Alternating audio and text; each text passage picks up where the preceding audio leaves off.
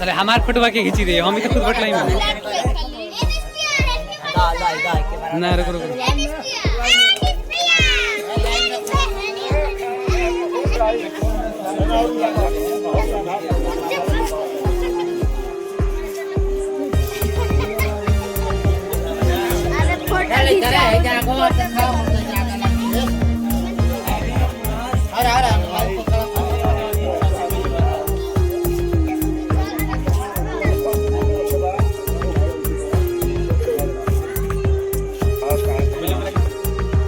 मुख्य अध्यक्ष के आमंत्रित करतनी कि आज अशोक जयंती बड़ा के वहाँ के अशोक जयंती के उद्घाटन कर जाओ और जनलाभ पर्दा हटाओ जाओ श्री अच्छलाल भगत जी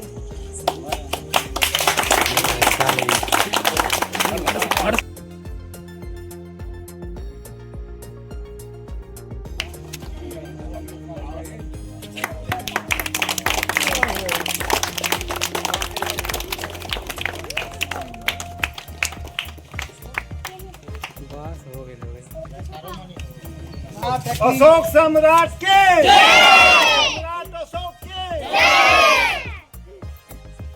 इसके बाद हमारे समूह के सदस्य रंगलाल भगत जी को आमंत्रित करते हैं चल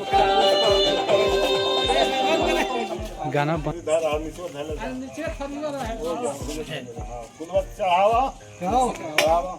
अरे बाबा कैमरा में ताका बाबा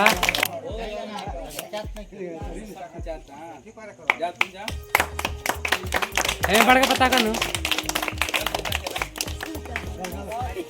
फोटो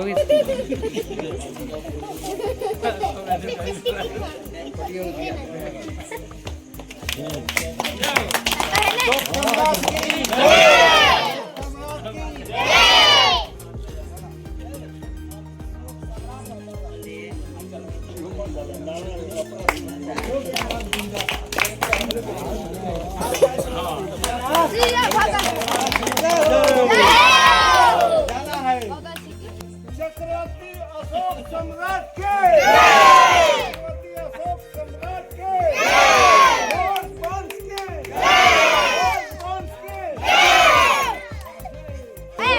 अशोक सम्राट की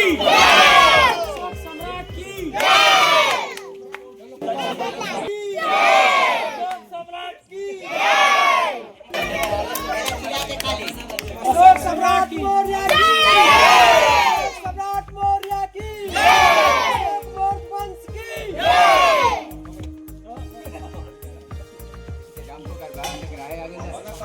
अशोक सम्राट के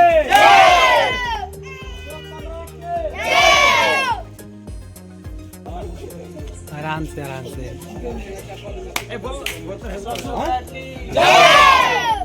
धीरे ही से बोल रहा पकड़िए खोल दे बड़का अशोक सम्राट के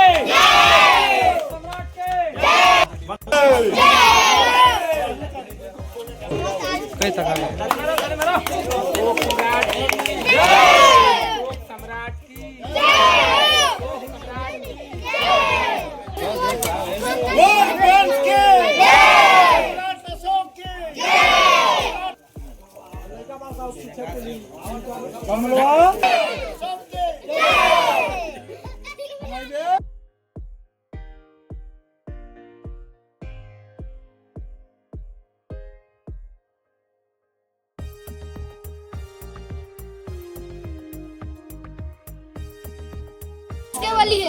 मनारे को शायरी मार दी सम्राट अशोक की सम्राट अशोक की महाराज की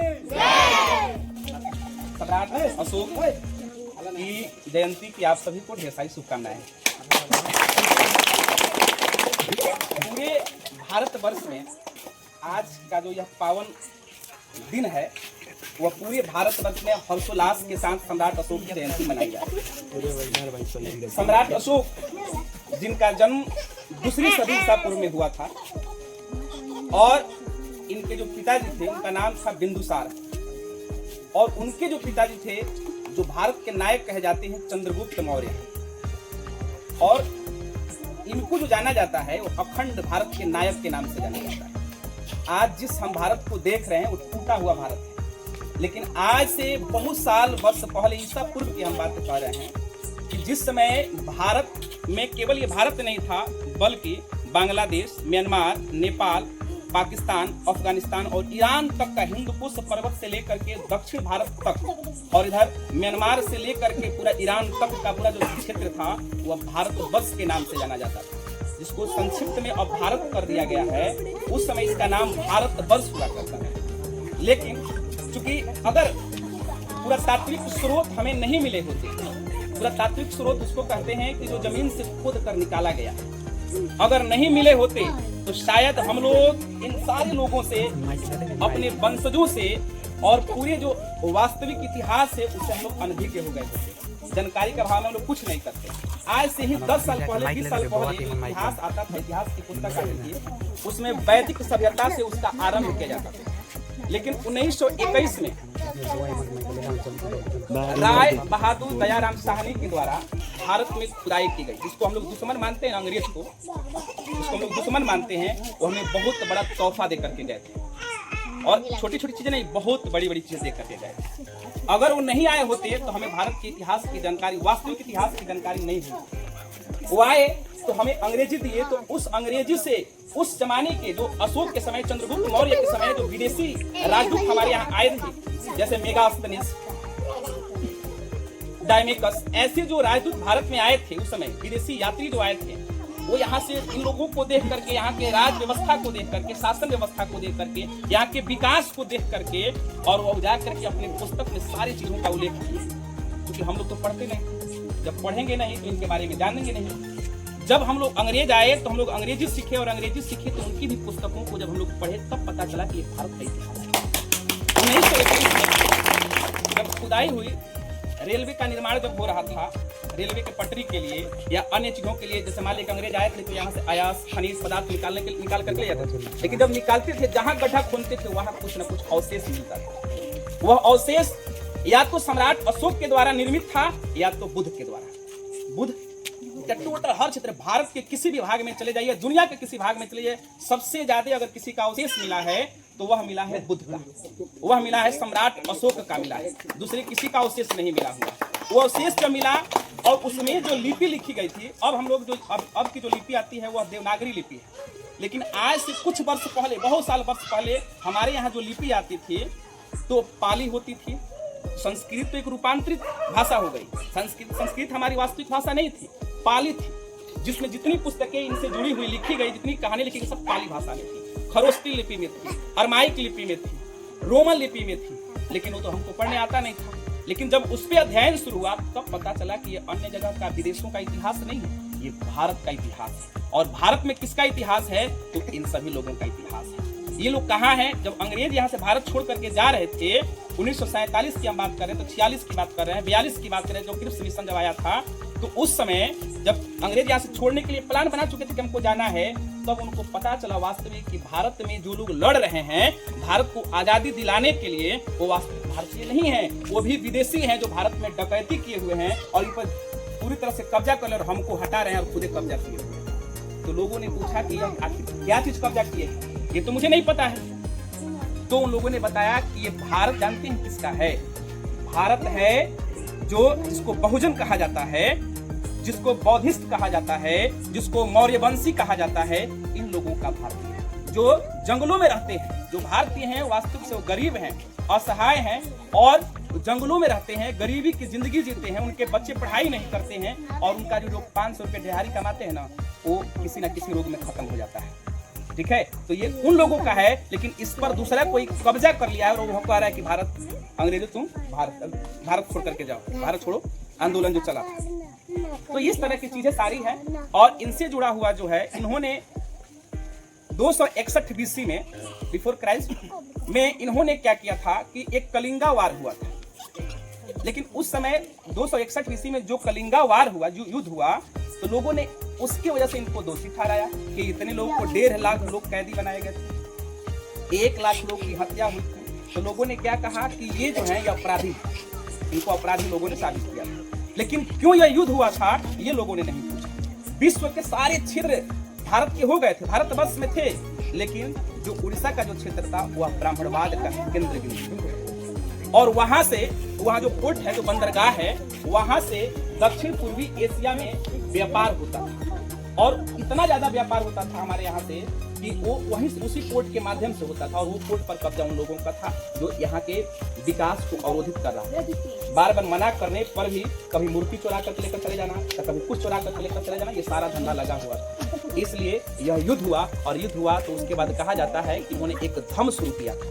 दोस्तों, मैंने इसका हृदय परिवर्तन हुआ अशोक का, और उन्होंने धर्म की शुरुआत की थी। धर्म उनका एक अपना धर्म था जो बौद्ध धर्म से रिलेटेड, माने बौद्ध धर्म इंक्लूडिंग इनके धर्म को कह सकते हैं, तो धर्म उन्हीं को कहते हैं। और उस धर्म में क्या था, तो दुनिया का एक ऐसा धर्म था, जिसमें पहली बार हत्या पर पाबंदी लगाई गई, जिसको हम लोग कहते हैं ना, अभी मुस्लिम गाय काटता है, लेकिन ये हम लोग नहीं जानते हैं कि कौन काटता है, कौन खाता है, कितने लोग परसेंट खाते हैं, हिंदू में कितने परसेंट खाते हैं, ये हम लोग नहीं जानते, लेकिन खाली कहते हैं कि भाई किए। लेकिन पहली बार जानवरों पर किसी ने, जानवरों की हत्या पर रोक लगाई थी, तो सम्राट अशोक ने लगाई।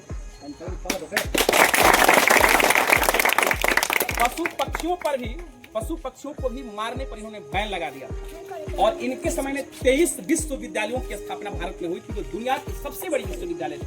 वह था तक्षशिला विश्वविद्यालय, विक्रमशिला विश्वविद्यालय, नालंदा विश्वविद्यालय, ऐसे तमाम 23 विश्वविद्यालय लगभग इनके समय स्थापित हुई थी, जो आज के समय में परिकल्पना आप नहीं कर सकते हैं। जो ईसा पूर्व में इन्होंने 23 विश्वविद्यालय दिया था।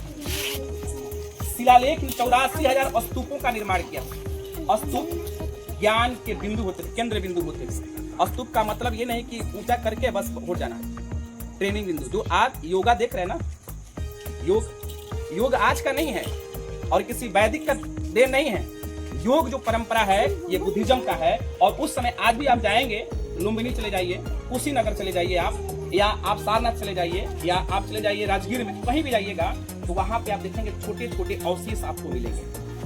जब इनके स्थानों पर कहीं कहीं जाएंगे आप, तो वहां देखेंगे छोटे छोटे स्थान मिलेंगे, जगह मिलेंगे। वहां पे सारे विद्यार्थी बैठते थे और बैठ करके योग साधना करते थे। उनको सारी विद्या का सारी चीज सिखा दी जाती थी, टोटल चीजें सिखाई जाती थी उनको। तो आज योग का दिन नहीं है, आज का योग नहीं है, योग बहुत पुराना है। और लेकिन हम लोग के पास, हम लोग तो पढ़ते नहीं थे, हम लोग के पास किताबें कुछ नहीं थी, तो हम लोग को जानकारी बहुत कम थी। हम लोग अपने ही लोगों को नहीं पहचान पाए कि सम्राट अशोक जो है वो हमारे वंशज। हम लोग बुद्धिज्म को नहीं पढ़ पाए। दुनिया का एक ऐसा धर्म, दुनिया का कि जो पाखंडवाद का विरोध करता है। पहली बार दुनिया में अगर पाखंडवाद का विरोध हुआ था, आप नहीं कर रहे हैं, दुनिया में पहली बार पाखंडवाद का विरोध किया गया था तो बुद्ध के द्वारा किया गया था, दुनिया में पहली बार किया गया था। तो पाखंडवाद क्या है?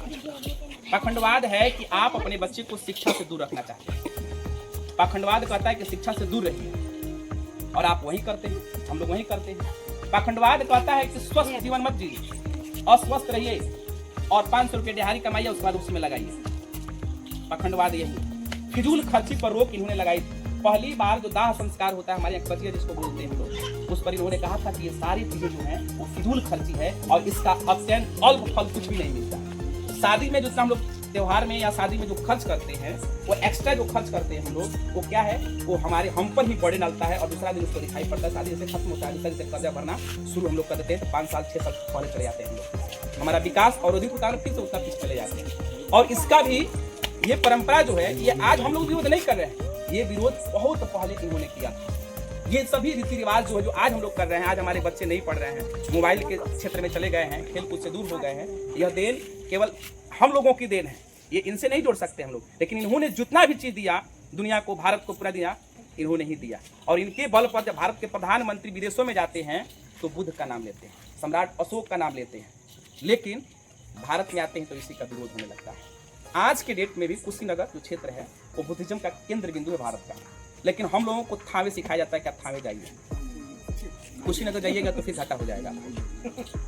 एयरपोर्ट अभी बनने वाला था कई माने एकड़ में, और कई करोड़ लगने वाला था, उसमें पैसा मतलब उस पर खर्च होना था। एयरपोर्ट बनने के लिए कुशीनगर में रुकवा दिया गया कि वहाँ लोग आएंगे, फिर टूरिज्म का प्लेस बन जाएगा, फिर बुद्ध आगे बढ़ जाएंगे, फिर दिक्कत हो जाएगा, ठीक है, तो उसको रोक दिया गया। बिहार का सबसे बड़ा केंद्र बिंदु और बिहार का विकास का सबसे बड़ा केंद्र बिंदु राजगीर हो सकता है, नालंदा हो सकता है, लेकिन उसके विकास को रोक दिया गया। और इसका कारण क्या है?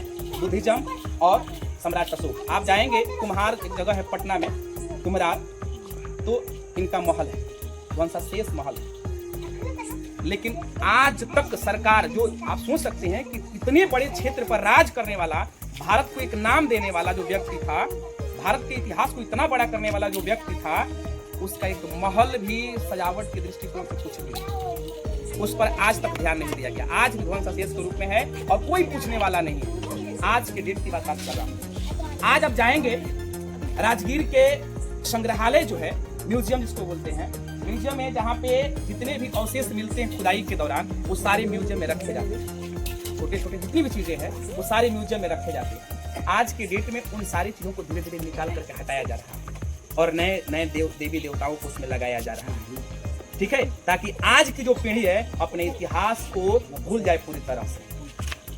आप पूरी तरह से भूल जाएगी तो हम लोग, ब्राह्मणवाद का मतलब ये नहीं हुआ कि ब्राह्मणों का विरोध करना, व्यक्ति विशेष नहीं है, एक विचार है ब्राह्मणवाद, और जिससे हम लोग ग्रसित हैं।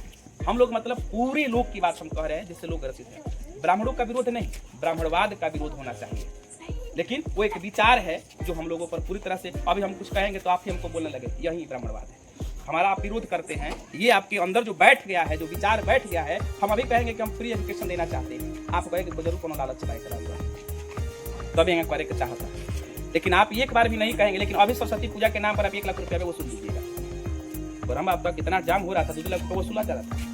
लेकिन एक शिक्षा देने के लिए, पूरे गांव के विकास के लिए, एक शिक्षा देने के लिए, एक छोटा सा कि ऑक्सीजन रात को किसी को दिक्कत ना हो, ऑक्सीजन के लिए एक गांव में इस तरह की व्यवस्था होनी चाहिए, ये हम लोग नहीं करते। छोटा सा विकास कि रात को किसी को ऑक्सीजन का दिक्कत हो जाए, है ना, ये सब हम लोग नहीं कर सकते। लेकिन हम लोग जरूर एग्जाम के नाम पर 2 लाख रुपया खर्च करेंगे, आलू भी देंगे 1000 रुपया, 5000 रुपया, 10 रुपया। लेकिन यहाँ लोग कितने लोग बीमारी से ग्रसित हैं। आज आप तो ग्रसित है ही, आप आने वाली पीढ़ियां जो हैं उसको भी ग्रसित कर रहे हैं। और आप अगर नहीं सुधरेंगे ना तो ये जनरेशन कभी नहीं सुधर पाएगा, ये फिर से कई पीढ़ी तक ऐसे ही चलेगा। और इतिहास अब आपके बच्चे नहीं जानेंगे, पूछिए क्यों? बीपीएससी बिहार का सबसे बड़ा एग्जाम होता है। बीपीएससी या जनरल कंपटीशन में जितने भी एग्जाम्स होते हैं, उन सारे एग्जाम्स में से एंशिएंट, जिसको प्राचीन इतिहास कहते हैं, प्राचीन इतिहास को हटा दिया गया है। उसमें से एक क्वेश्चन नहीं पूछा जाता है। क्यों नहीं पूछा जाएगा? जब क्वेश्चन नहीं पूछा जाएगा तो लड़के उसको पढ़ेंगे नहीं, जब पढ़ेंगे नहीं तो अपना इतिहास जानेंगे नहीं। इतिहास जानने के लिए मान लीजिए कोई क्वेश्चन हम बना रहे हैं तो उसको पढ़ेंगे, और पढ़ने के लिए किताब उठाएंगे, जब पढ़ेंगे तो हम वास्तविकता जान जाएंगे। लेकिन हम वास्तविकता से अनभिज्ञ रहे, इसके लिए भारतीय इतिहास में से प्राचीन इतिहास को गायब कर दिया गया, हटा दिया गया है। लोग कहते हैं कि पाषाण काल पढ़ने से क्या फायदा है? अभी लोगों को पढ़ने से क्या फायदा है? फायदा कुछ नहीं होता है, इनकी जयंती मनाने से कुछ फायदा नहीं है। फायदा इतना ही है कि आपके जनरेशन को पता चलेगा कि हमारा इतिहास बहुत बड़ा इतिहास है। वो गर्व करेंगे। जो राजा हुआ करते थे आज मुरई पालकी बो रहे हैं। जो राजा हुआ करते थे, जिनके वंशज राजा हुआ करते थे, उनके वंशज आज मुरई पालकी पर है। ये भी तो सोचने वाली बात है ना जी, कि इतने बड़े महान साम्राज्य के आप वंशज हैं, आप में थोड़ा सा भी अंश उसके नहीं है, उसका थोड़ा सा भी अंश आपके अंदर नहीं है। तो ये हम लोगों को सोचने की जरूरत है। ये इसलिए जयंती मनाई जा रही है ताकि आज के जनरेशन को पता चले कि हमारे वंश के भी कोई कुछ लोग हो, हम लोग गर्व कर सकें। अपने वंशज पे सबको गर्व होता है, अपने बाप पर, अपने पिता पर अगर कुछ रहा हो ना तो बहुत गर्व होता है।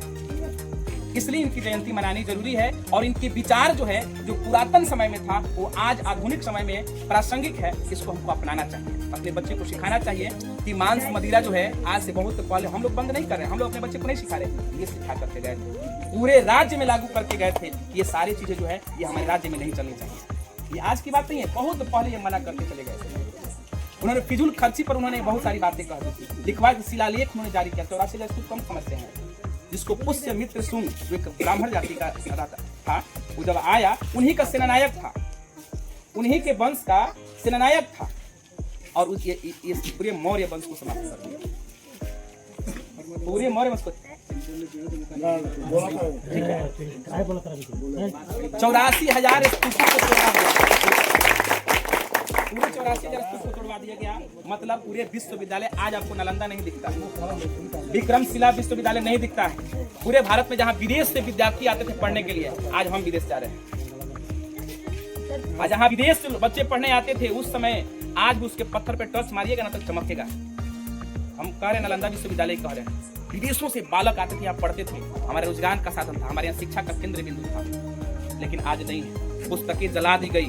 आपको 1.5 महीना लगा था लगातार जलने में। वो पुस्तक इतनी ज्यादा थी, पुस्तक नालंदा विश्वविद्यालय में जब उसको जलाया गया और नाम दिया गया कि मुसलमान बख्तियार खिलजी ने जलाया, नाम दूसरे पर लगाया गया, लेकिन बख्तियार खिलजी का भले दोस्त उसका आया, लेकिन जलाया तो वास्तविक यही लोग। कि भारत का इतिहास चल गया, नालंदा विश्वविद्यालय नहीं जला था, हमारा इतिहास चल गया था, हमारा इतिहास खत्म हो गया था। ना इतिहास रहेगा ना हम गर्व करेंगे। आराम से जो काम कर रहे हैं, दास की जिंदगी जी रहे हैं, वही जिएंगे। तो हम लोग यही चाहते हैं कि भाई आने वाले भविष्य में आगे भी अगर इस तरह की चीजें अगर होती है तो हम सारे लोग मिल करके इस चीज को हम लोग बहुत धूमधाम से मनाएंगे और लोगों को बताएंगे कि हमारा भी कुछ है। जन जन तक ये सारी बातें जानी चाहिए। धन्यवाद आप सभी को। 26 मार्च के अशोक जयंती के अवसर पर प्रमोद जी जौन विचार रख रहा हूँ, सबके के समाज के सोचे के चाहिए, विचार करे के चाहिए, आगे वही पर चले के मैंने निर्णय लेवे के चाहिए। तो यही ढंग से अम्बेडकर जी इंडिया के 1 नंबर मैंने आज तक उतना डिग्री 32 की 35 डिग्री ला आज ले क्यों ना आए। तो अम्बेडकर जी हमें शिक्षा से आगे बढ़ रहे, उनकर यह रहे कि कह रहे कि शिक्षा वो शेरनी का दूध है, जो पिएगा वही दहाड़ेगा। 3 को मूल मंत्र दहले कि संगठित हो, शिक्षित बनो और संघर्ष करो।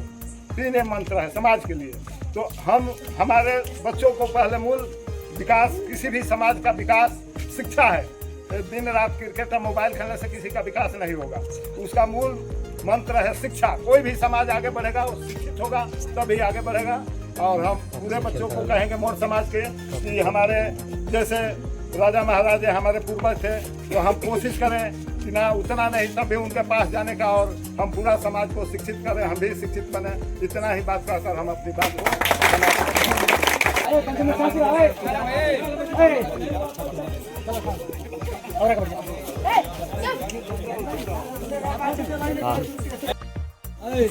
बहुत जल्द हमारे ही गांव में एक कोचिंग खुलने वाला है, दिव्या गुरुकुलम। ठीक है, इसमें बहुत ही कम पैसे में आपको सिखाया जाएगा, एजुकेशन दिया जाएगा फ्री ऑफ कॉस्ट। जो घर के लोग कमाने लायक नहीं है, जिनके बच्चे अनाथ थे या फिर कुछ विकलांग के, उनके लिए हम लोग ने बहुत अच्छी तरह से कोचिंग का उद्घाटन जल्दी करने वाले हैं। ठीक है, उनका फ्री ऑफ कॉस्ट एजुकेशन दिया जाएगा। और जिनके पास कॉपी और किताब खरीदने का नहीं व्यवस्था है, उनके लिए भी हम लोग व्यवस्था करना शुरू कर दिया है। ठीक है, और बहुत ही कम फीस में मात्र 100 रुपये में आपको पढ़ाया जाएगा 6 से 5 क्लास तक। ठीक है, और कितने लोगों को लगता है कि इसमें बहुत ज़्यादा हाई से पैसा बहुत ज़्यादा है, लेकिन इतना ज़्यादा नहीं है। ठीक है, अगला मार्केट में भी देख सकते हैं कि बहुत ज़्यादा है, दुगुना है, मतलब 100-150 रुपया ऊपर से ही है। ठीक है, तो और नीचे क्लास देखेंगे 3 से 5 क्लास